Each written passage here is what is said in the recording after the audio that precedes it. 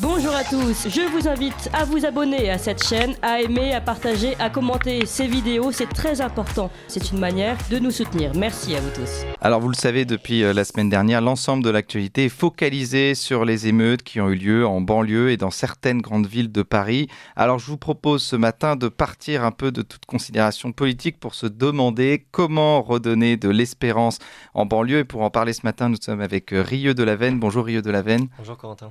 Alors vous êtes directeur de mission pour l'association Miséricordia à Aubervilliers et nous sommes avec Jean-François Chemin. Bonjour Jean-François Chemin. Bonjour. Alors vous êtes agrégé docteur en histoire, vous étiez professeur en ZEP pendant une dizaine d'années, vous en avez écrit un livre, Kiffe la France en 2011, qui est plus que jamais d'actualité aujourd'hui. Puis vous avez écrit notamment aussi une autre histoire de la laïcité en 2013. Et non, la France, ce n'est pas seulement la République en 2021. Et puis tout récemment, Ces idées chrétiennes qui ont bouleversé le monde aux éditions Artege. Vous étiez venu dans Ligne Droite pour en parler. On invite nos auditeurs évidemment à retrouver cette interview sur YouTube. Alors pour parler, déjà je vais me tourner vers Rieux Delavenne et de votre mission donc pour l'association Miséricordia à Aubervilliers. Quelle est votre mission là-bas et qu'est-ce qui vous a poussé, qu'est-ce qui vous a donné envie d'aller au cœur d'Aubervilliers pour donc être devant, à côté de ces gens en banlieue parisienne? Alors déjà, pour rappeler rapidement ce que c'est Miséricordia, qui est encore une œuvre jeune, qui est pas si connue. Miséricordia, c'est une œuvre catholique qui a été fondée en 2013, initialement au Chili, par un couple franco-brésilien qui s'appelle Romain et Réna de Châteauvieux. Et voilà, donc ils sont présents depuis 10 ans au Chili. Et en 2018, la mission à Aubervilliers a débuté. Et donc, vraiment, le cœur de la mission de Miséricordia, c'est de s'installer dans les périphéries des grandes villes pour y être, dans des termes très catholiques, le cœur du Christ qui bat jour et nuit pour ses voisins. Pour les plus pauvres, vu qu'on va vraiment s'installer dans les périphéries pauvres. Aubervilliers, c'est une des villes les plus pauvres de France. Et à travers les différentes activités qu'on va proposer, et puis l'activité principale en fait qui va être les visites, tout simplement. On va tisser du lien social et faire et déployer en quelque sorte le charisme de Miséricordia qui se résume en 2 mots, la compassion et l'évangélisation. Voilà, la compassion donc dans l'amour fraternel, un amour vrai de nos voisins à travers nos visites, et l'évangélisation, donc le témoignage de notre foi, de ce en quoi on croit et ce pour quoi on vit. Alors concrètement, il y a des volontaires qui sont donc basés à Aubervilliers depuis 2018 avec l'association Miséricordia. Et donc c'est aussi jouer avec les enfants, tisser du lien par le jeu, par l'activité, créer quelque chose ensemble. Exactement. Donc à partir des visites, donc comme je vous en parlais, on va à la rencontre de nos voisins. De là découlent plein de projets, en fait, suite à une sorte de diagnostic missionnaire, de voir au fil des visites, au fil des rencontres des familles, ce dont il manque. Et donc plusieurs projets en découlent. Forcément, il y a un vrai problème d'éducation dans ces quartiers-là. Et donc il y a un centre éducatif qui a été monté dès la 2e année de Miséricordia Aubervilliers. Aujourd'hui, il y a une vingtaine d'enfants qui sont inscrits, qui viennent 3 jours par semaine après l'école ou le collège pour 3 types d'activités, en plus des temps de récréation où on leur apprend à jouer ensemble dans un cadre sain. Il y a du soutien scolaire, de l'éveil à la foi et des temps d'activité artistique aussi pour les éveiller à la beauté, éveiller leurs talents qui sont cachés. Parce que eux, donc en banlieue, ils se sentent abandonnés un petit peu par les pouvoirs publics, tout ça. Alors qu'est-ce qu'ils demandent? Ils ne demandent pas tant de biens matériels, ils demandent surtout finalement de l'attention, d'être considérés et qu'il y ait de la vie dans ces quartiers qui ne soient pas finalement limités à l'insécurité. Oui, je pense que l'intérêt des familles pour Miséricordia qui nous confient leurs enfants, d'ailleurs ce qui est intéressant c'est que dans ces familles il n'y en a aucune qui sont catholiques alors qu'on affiche très clairement que nous le sommes, et il y a un temps d'éveil à la foi dans ce centre, mais pourtant ils nous font confiance pour l'éducation de leurs enfants. Ils nous considèrent, ils nous l'ont dit certains, comme co-éducateurs de leurs enfants, et pourtant comme vous le disiez, les biens matériels ne manquent pas dans le sens où voilà, il y a aussi des centres publics, des centres d'activité, des centres aérés auxquels les enfants vont aussi. Ils nous racontent les sorties les plus géniales, tout ce qu'ils font, mais pourtant ils continuent de rater des jours de centres aérés pour venir chez nous. On va essayer d'avoir une relation plus personnelle avec les enfants, essayer de les faire grandir et voilà, on cherche vraiment le développement intégral de l'enfant dans toute sa personnalité. Alors je me tourne vers Jean-François Chemin. Jean-François Chemin, vous étiez donc professeur en ZEP, en zone prioritaire d'éducation. Pendant une dizaine d'années, vous en avez écrit un livre, Kiffe la France, en 2011. Alors justement, comment faire aimer, parce qu'on va parler à nos auditeurs de Radio Courtoisie, comment faire aimer la France à ces jeunes de banlieue? Vous pensez que c'est la solution, notamment justement pour limiter ces banlieues et ces excès de violence? Effectivement, donc l'expérience que j'ai vécue pendant 10 ans dans un collège de zone d'éducation prioritaire, dans le quartier des Minguettes, à Vénissieux, près de Lyon, un quartier réputé difficile, je dirais assez paradoxalement, c'est l'expérience de l'amour. Alors, je précise tout de suite aux auditeurs que je ne suis pas un idéaliste, je suis plutôt quelqu'un d'un naturel grincheux et pessimiste, et pourtant, force m'est de témoigner que dès mon arrivée dans ce collège, été enseveli, je dis bien enseveli, sous les témoignages d'amour de ces jeunes. J'avais 90% de gamins issus de l'immigration et musulmans, et qui passaient leur temps à me dire par tous les moyens, par écrit, par oral, par des gestes, monsieur, je vous aime, est-ce que vous m'aimez? Voilà, c'est le cœur de la relation que j'ai vécue dans ce collège. Et je me suis aperçu qu'à partir du moment où on rentrait dans ce jeu, ce qui n'était pas le cas de tous les collègues, parce qu'on nous explique quand on rentre dans l'éducation nationale qu'on n'est pas là pour faire du sentiment, à partir du moment où on accepte de rentrer dans cette relation, eh bien tout est possible, et notamment ce qu'attendent ces jeunes, c'est qu'on leur fasse aimer ce qu'on aime. Alors justement, on va revenir là-dessus, Jean-François Chemin, il est 8h pile, c'est l'heure du bulletin d'actualité d'Adèle Rosner, puis après je reviens vers vous. Ligne droite, le témoin a dit la vérité, il doit être exécuté. La table ronde. Et nous sommes avec Rieux de la Veine, on rappelle directeur de mission pour l'association Miséricordia à Aubervilliers, et Jean-François Chemin, ancien professeur en ZEP, auteur de Kiffe la France. Alors Jean-François Chemin, vous nous parliez de la relation, une relation d'amour que vous aviez avec vos élèves, et vous vous rendez compte à ce moment-là que c'est véritablement ça dont ils ont besoin d'amour plus que tout. Alors, ils ont d'abord besoin, je le reprécise, d'amour à donner. Ça, c'est très important. Alors, ils ont besoin d'amour à donner, notamment aux professeurs, et fort de cette relation qui s'établit, ils ont besoin que le professeur leur donne quelque chose à aimer. Et là, je citerai cette phrase de la philosophe Simone Veil, écrite dans son dernier livre, avant sa mort, L'Enracinement, je crois qu'il est paru en 1942, qui écrivait: en pleine occupation, il faut donner à la jeunesse quelque chose à aimer, et ce quelque chose, c'est la France. Et moi, mon expérience concrète, c'est que cette jeunesse de banlieue a soif qu'on lui donne à aimer la France. Or, ce n'est pas du tout l'objet de l'éducation nationale, qui, comme je l'ai montré dans mon livre, La France n'est pas seulement la République, n'a pas... aujourd'hui, c'est la République qui est valorisée au détriment de la France. Et donc, il y a tout un discours de culpabilité, de repentance qui est véhiculé dans les programmes de l'éducation nationale, sur tous les sujets, sur les croisades, sur la colonisation, sur l'esclavage, etc., qui enferme ces jeunes dans la certitude que la France est coupable et n'a certainement pas fini d'avouer tous ses crimes.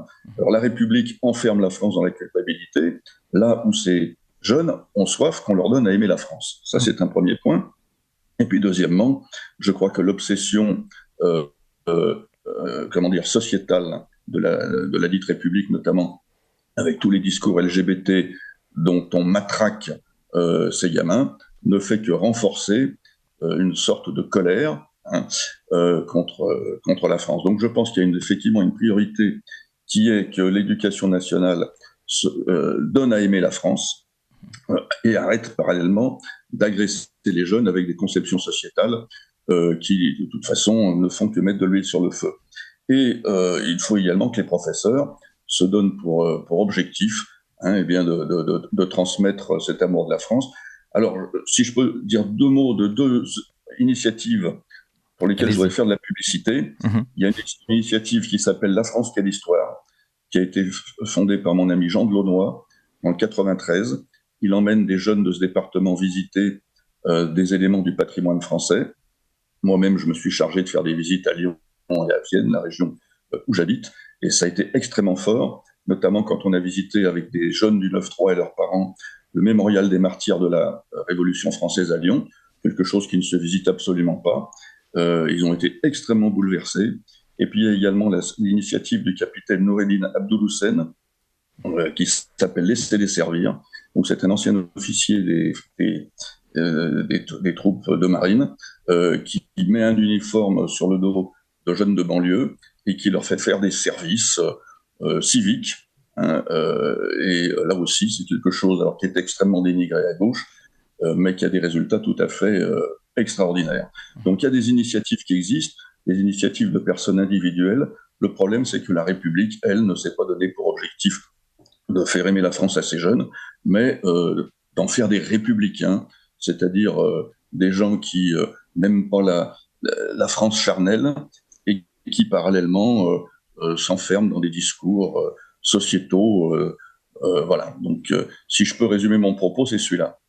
Alors, Jean-François Chemin, vous avez cité Simone Veil notamment, je me permets de la citer aussi, elle parle d'enracinement et de déracinement, elle cite « Le déracinement prend tout sauf le besoin d'enracinement » et notamment dans ces banlieues, donc ces jeunes sont issus de l'immigration, ils ne sont ni dans leur pays, le pays de leurs parents complètement intégrés, ni dans le pays qui les accueille complètement intégrés, donc ils ont plus que besoin d'enracinement justement dans le pays en France, dans le pays qui les a accueillis. Alors justement, comment on fait en sorte que notre histoire, enfin l'histoire des Français dits de souche, puisse être aussi leur histoire à eux?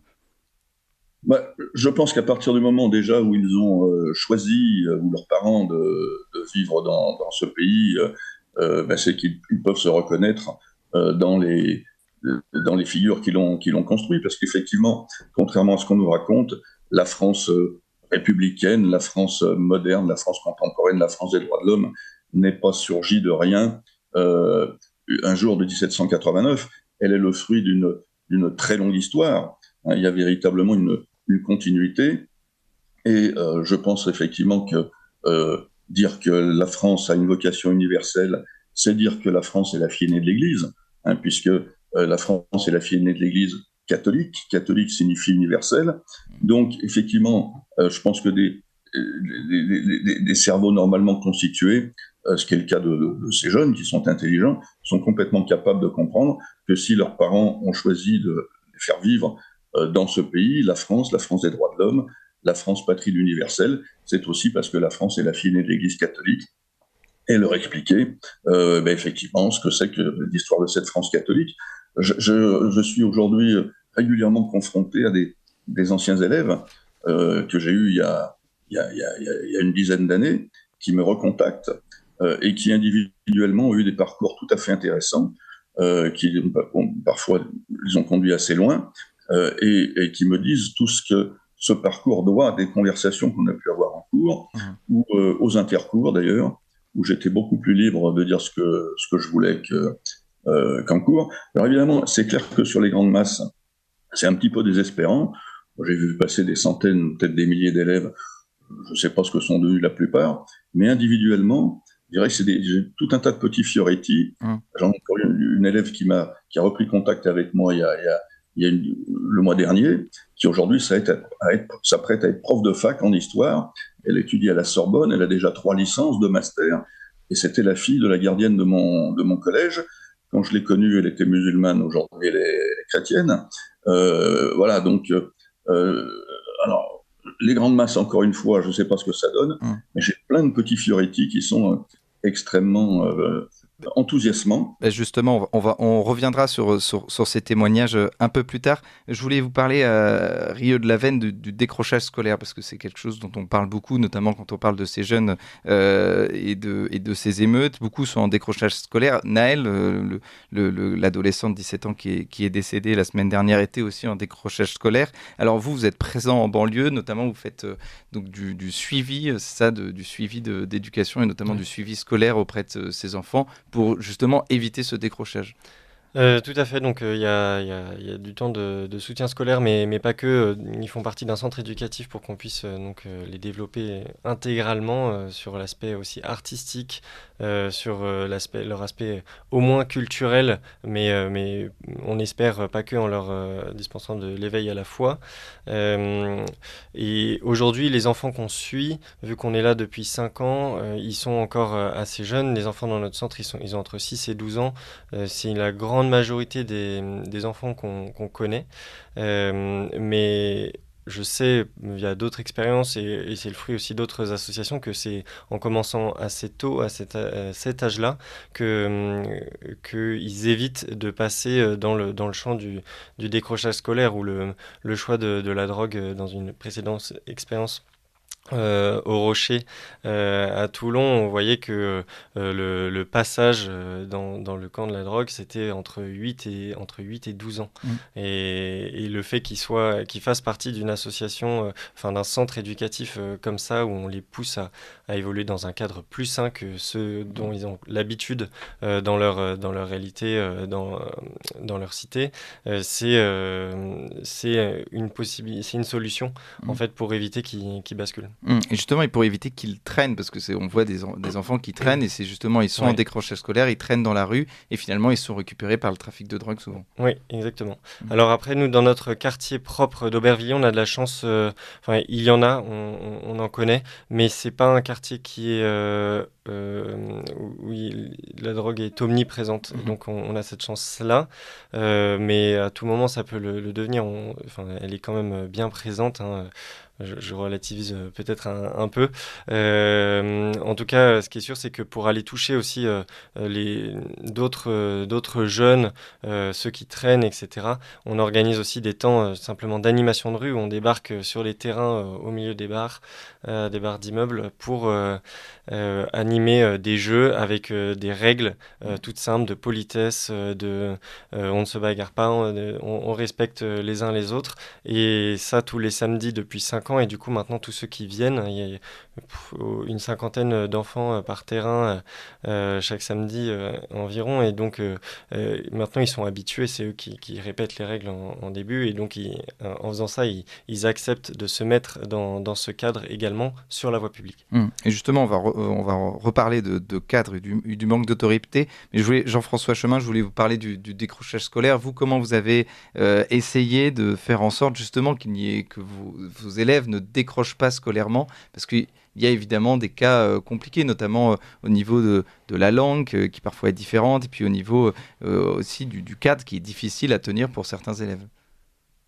Je dirais la question du décrochage scolaire, enfin en tout cas dans le collège où j'enseignais, effectivement beaucoup d'élèves étaient en très très grande difficulté, et notamment parce qu'ils ne maîtrisent pas du tout la langue. Alors j'ai 2 expériences à citer.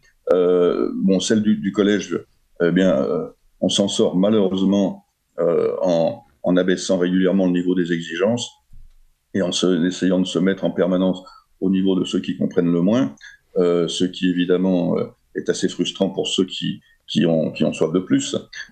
Et donc, sachant qu'il y a véritablement, et c'est malheureux, et c'est là encore l'idéologie de l'éducation nationale, une soif de nivellement, c'est-à-dire que quand je suis arrivé dans ce collège, il y avait une classe d'excellence qui était, par exemple, c'était les C, alors il y avait 6e A, 6e B, 6e C, 6e D, c'est pas. Donc les C, c'était la bonne filière, on mettait tous les bons élèves dans une classe, et puis l'éducation nationale a demandé de casser tout ça, il faut mélanger les élèves, il ne faut pas faire de classe de niveau. Donc là, ça a été véritablement l'alignement par le bas. Par contre, alors depuis, j'ai quitté l'éducation nationale, puisque je pensais que je n'étais pas véritablement suivi dans mes projets, et j'enseigne notamment dans on pourrait appeler une école de production où on forme justement des décrocheurs scolaires au métier du développement informatique.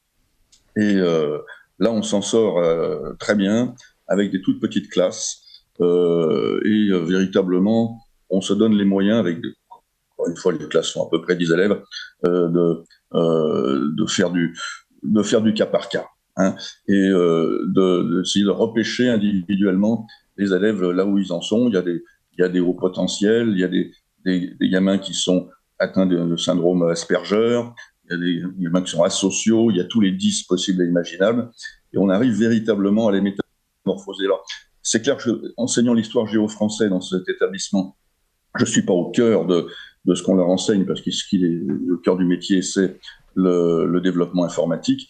Et véritablement, on arrive dans cet établissement à repêcher 90% des élèves qui arrivent là, encore une fois, en très grande difficulté, certains n'ayant pas mis les pieds à l'école depuis des mois, des années, certains même étant hospitalisés, ayant été hospitalisés pendant des mois avant de venir. Voilà, donc la solution existe, mais enfin, c'est pas une solution de grande masse, on va dire. Hein, là, on récupère une dizaine d'élèves et on se donne vraiment les moyens de faire du cas par cas avec l'aide d'un psychologue, et puis on prend le temps d'écouter chacun là où il en est. Alors que dans l'éducation nationale, on fait des grandes masses et on ne s'en sort effectivement qu'en abaissant le niveau. Oui, c'est ça, au nom de l'égalitarisme, donc on baisse, Exactement. on baisse le niveau et on n'est pas poussé à l'excellence. Et vous dites aussi que les autres filières, c'est-à-dire des filières plus manuelles, ne sont pas valorisées, notamment en banlieue. On ne leur dit pas que ça existe, en tout cas. Bah, effectivement, alors le problème, c'est qu'on considère dans ce pays que les métiers manuels sont une honte. Moi, je me souviens, quand j'étais en école primaire dans les années 60, l'institut disait aux mauvais élèves, si tu es mauvais, tu seras balayeur. Il n'y a pas de honte à être balayeur, et des balayeurs, il en faut. Hein, donc, on est dans une société où, effectivement, les métiers de col blanc sont privilégiés par rapport aux métiers de col bleu. Donc, finalement, pour ne déshonorer personne, il faut poursuivre le plus longtemps possible en voie générale. Donc, on se retrouve effectivement avec des gamins qui arrivent au collège, ils peuvent avoir 15 ans, hein, ils rêvent de travailler et on les saoule encore avec des cours d'histoire géo ou je sais pas quoi, alors qu'eux, ils rêvent d'être carrossiers, mécaniciens, électriciens, etc. Et ils feront de très bons carrossiers, mécaniciens, électriciens, et on a besoin de ces métiers. Je trouve que c'est extrêmement dommage, notamment par rapport à des pays voisins comme la Suisse ou l'Allemagne, qui eux ont des cultures techniques et où il n'y a pas de honte effectivement à porter un col bleu et à mettre les mains dans le cambouis. Voilà, donc il y a une culture française qui, à mon avis, favorise le décrochage scolaire et la colère, hein, de jeunes qui ont l'impression. J'ai l'expression que mes jeunes citaient, c'est rouiller. Hein, ils ont l'impression de rouiller en classe et ils décrochent et ça les met en colère et on les retrouve effectivement ensuite beaucoup plus volontiers dans les trafics de drogue ou le pillage de magasins, alors qu'ils pourraient être en atelier en train on manque d'artisans dans ce pays, c'est quand même malheureux. Tout à fait. Moi qui ne sais rien faire de mes 10 doigts, quand j'ai besoin de quelque chose, je ne trouve personne. Bon.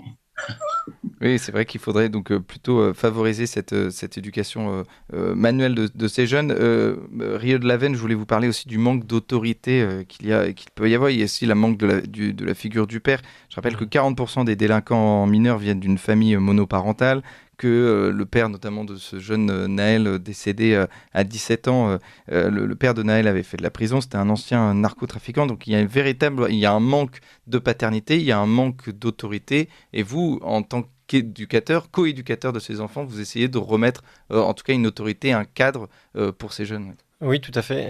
On le voit du coup en connaissant les familles qu'il peut y avoir ce manque d'autorité.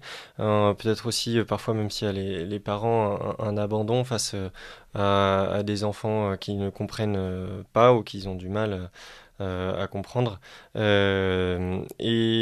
Et en fait, en venant au centre, voilà, on essaie de réinstaurer cette autorité juste. Voilà, on reprend les mots de Saint Don Bosco, la tendresse et la fermeté, voilà, pour aimer justement les enfants. Et c'est pour ça que aussi les responsables de mission dans Miséricordia C'est toujours un couple, donc moi je suis pas seul directeur de mission, je le suis avec ma femme, et c'est aussi une manière de proposer une figure stable de la famille qu'ils n'ont pas l'habitude. Et ça c'est pour les enfants comme pour les parents, enfin, c'est vraiment pour tout le monde dans le quartier, voilà, de reproposer une image, de montrer une famille qui va bien, montrer que c'est possible, encore une fois, d'avoir cette vie-là et de les aider à y tendre. Et en plus, ces enfants ont soif justement d'autorité, de cadre, qu'on leur mette des limites. Oui, tout à fait. Il y en a qui ont une très grande soif de justice dès qu'il se passe quelque chose qui n'est pas selon les règles qu'on a fixées. Et tout de suite, ils vont venir nous le dire, alors que eux aussi, comme des enfants, vont pas forcément toutes les respecter à côté. Mais c'est très étonnant cette dissonance qu'il peut y avoir dans ces comportements où dès que il y a une règle qu'on a fixée qui est bafouée, même gentiment par les enfants, paf, ils vont venir vers nous pour nous dire là les règles de Miséricordia n'ont pas été respectées, qu'est-ce que tu vas faire? C'est ça, oui. Donc il y a une véritable demande donc de règles et donc de limites. Et vous, Jean-François Chemin, notamment, vous nous parliez de l'amour que vos élèves avaient pour vous et puis pour le professeur. Vous pensez qu'ils ont besoin d'autorité, ils ont besoin aussi d'une figure d'autorité qui permet véritablement la transmission? Absolument, ils ont besoin d'une figure d'autorité. Je voudrais donner la racine profonde du mot autorité. C'est une vieille racine indo-européenne que Dumézil définit comme étant le plein de force divine qui permet de faire grandir. Donc il y a véritablement dans l'autorité quelque chose qui est de l'ordre du sacré. Et je ne dis pas que les incroyants n'ont pas forcément d'autorité. Et moi, ce qui m'a frappé chez ces jeunes, c'est qu'ils sont pour la plupart croyants, et que l'une des premières questions qu'ils posent à l'adulte, c'est est-ce que vous êtes croyant? Alors, est-ce que vous êtes musulman, bien sûr? Est-ce que vous allez à la mosquée? Mais si on leur dit qu'on est chrétien, ça les intéresse beaucoup. Et les conversations de nature religieuse les passionnent. Alors, dans l'éducation nationale, c'est très difficile d'en avoir en cours, mais j'ai jamais refusé ce genre de conversation entre les cours. Et là, il y a véritablement quelque chose qui relève de l'autorité. Lorsque le prof est croyant, lorsqu'il le manifeste, eh bien, je dirais qu'il est particulièrement respecté. Là aussi, ça a été mon cas. Il y a quelque chose que je voudrais rajouter à la question d'autorité et la question d'amour, c'est la question de vérité. C'est-à-dire que être aimé ou aimer les élèves, c'est pas forcément un but en soi, c'est important, mais ça pose la possibilité de la vérité. Et la vérité, elle est importante dans différents domaines. Je pense que notamment dans le domaine de l'enseignement de l'histoire, il est très important de rétablir la vérité sur la question des croisades, sur la question de l'esclavage, sur la question de la colonisation, etc. À de nombreuses reprises, j'ai pu dire à mes élèves la vérité et j'en ai été applaudi. Et les élèves m'ont dit systématiquement, c'est la première fois qu'on nous dit ce genre de choses. Donc on a là des esprits qui ont soif qu'on leur dise la vérité. Et la vérité, c'est également sur ce qui se passe aujourd'hui. C'est-à-dire qu'en deux mots, je pense qu'il est complètement absurde de continuer à prétendre et à laisser dire que ces jeunes sont à ce point malheureux dans ce pays, sachant que parallèlement, on nous accuse de laisser leurs cousins se noyer dans la Méditerranée pour venir. Est-ce que les gens sont à ce point masochistes de prendre tous les risques pour venir dans un pays où ils sont maltraités? Donc cette simple évidence qui crève les yeux devrait être en permanence rappelée. Nous vivons une époque de grande migration, de grands mouvements de population. Si les gens étaient à ce point malheureux chez nous, ils ne viendraient pas, ils partiraient. Or, personne n'en parle, et il en arrive des centaines de milliers par an, souvent au service de leur vie. C'est donc avec évidence que ces gens sont heureux chez nous, ou en tout cas moins malheureux que dans les pays d'où ils viennent. Qui dit ça aujourd'hui? Systématiquement, personne. Et justement, il y en a qui sont heureux chez nous, notamment grâce à vous, Jean-François Chemin, enfin aux professeurs en ZEP qui essayent de transmettre, et puis aussi aux associations comme Miséricordia. Je voulais revenir justement, Rieux, sur des témoignages que vous pouvez avoir, notamment en banlieue, où vous avez vu une évolution de certains jeunes qui, justement, auraient pu partir dans le trafic, qui auraient pu décrocher scolairement, mais qui finalement ont pris une autre trajectoire grâce à des associations comme vous. Alors sur le point du décrochage scolaire, comme je disais tout à l'heure, comme on est encore une association assez jeune, voilà, on est là depuis 5 ans, on a encore des enfants assez jeunes parce que les adolescents, c'est difficile de les attraper et qu'ils nous fassent confiance tout de suite si nous ne connaissent pas, s'il n'y a pas déjà un cadre comme l'école, et ce qui n'est pas le cas. Mais en tout cas, oui, évidemment, on voit les fruits des enfants qui évoluent, qui nous font confiance, et via aussi le témoignage de leurs parents qui nous font part un peu de la transformation qu'ils peuvent avoir chez eux depuis qu'ils sont au centre. Et ça, c'est évidemment très gratifiant. On voit aussi les fruits des lieux de mission comme le Chili où ils sont là depuis 10 ans et là où il y a vraiment des enfants beaucoup plus grands qui commencent leurs études et qui témoignent eux-mêmes de la manière dont ils ont pu échapper au trafic là-bas le trafic est très présent dans le quartier et comment ils ont pu échapper au trafic grâce à Miséricordia. Et c'est pas c'est le fait d'une présence différente qui leur apprend aussi à aimer. Et je voudrais terminer aussi là-dessus c'est qu'il y a quelque chose, j'ai remarqué personnellement, du pardon. Il y a un manque de pardon énorme, en fait, dans ces quartiers. Les jeunes, comme les adultes, en fait, ne veulent pas pardonner par une sorte d'orgueil. Et je pense que c'est la source de beaucoup, beaucoup de problèmes parce que ils cassent des relations pour vraiment très, très peu de choses. Alors Jean-François Chemin, vous, le témoignage notamment d'élèves, vous en aviez parlé, notamment une de vos élèves qui a été professeure d'histoire, notamment grâce à vous, qui lui avez donné envie donc, d'apprendre et de transmettre l'histoire à des élèves. J'en ai même une qui est notaire et qui m'a expliqué que c'était grâce à moi, puisqu'en fin de troisième, il fallait retrouver un petit stage. Elle était bonne élève, je l'ai placée chez un ami notaire, elle a passé une semaine là-bas. Et puis elle m'en a pas reparlé, mais je lui ai dit tu serais un bon notaire, je lui avais dit en troisième, pardon. Et quelques années après, elle m'a appelé en me disant voilà, je viens de terminer ma maîtrise de droit, est-ce que vous pouvez m'aider à retrouver. Alors je l'ai replacée chez mon ami notaire, chez qui elle a donc validé tous ses diplômes, et aujourd'hui elle monte son étude dans une banlieue plutôt aisée de Lyon. Voilà, donc on est en relation régulière. C'est une de mes plus belles réussites. Mais voilà, j'en ai eu un certain nombre d'autres.